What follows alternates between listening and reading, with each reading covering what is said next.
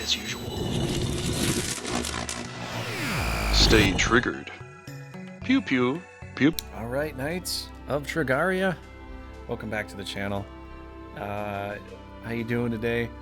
So what we're going to talk about today is a shielding mage, or enchantress, or wizard, you know, whichever one you want to have here. I've got Merlin here, and I've got my other female version, Lineve, which is a very interesting name.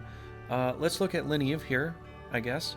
So, what do you get when you put a shield on, right? And you put on a sticker or a knife.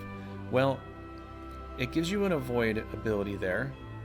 So you might have some options to parry, which is what this little dagger does. Not all daggers have the parry ability, so some weapons do and some don't. So depends on what you can do. And so there's not a lot of other daggers that wizards or enchantresses can even get. The cleric class cannot get a knife, so they can get a shield, but they can't get a knife. So the cool thing about the knife and the shield is that you can parry, and you can probably protect yourself from some damage here. So, you know, doesn't really say a whole lot down there.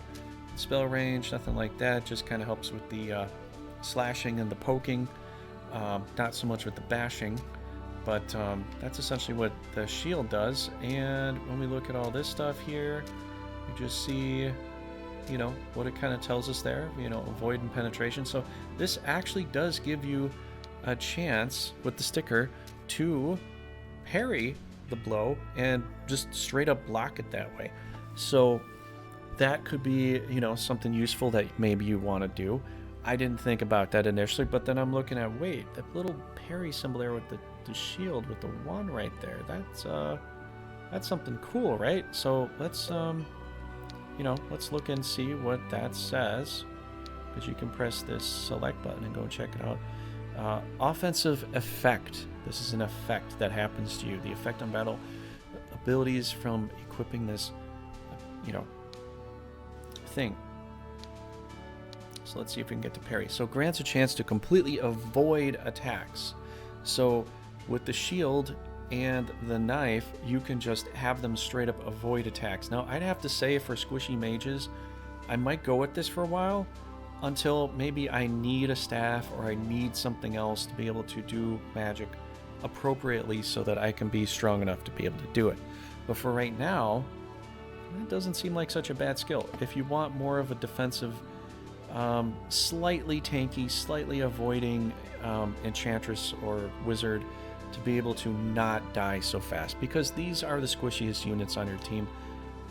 Probably also the healers too, but you know, they're more frontline than the healers are, so you kind of want to have them survive a little bit more, because the healers are like comfortably in the back typically when you're fighting. So I kind of think this, you know, the sticker, which is just basically a small little dagger with well, probably it's maybe a little bigger than dagger. I'm guessing it's probably about that long of a blade, maybe about that big of a handle.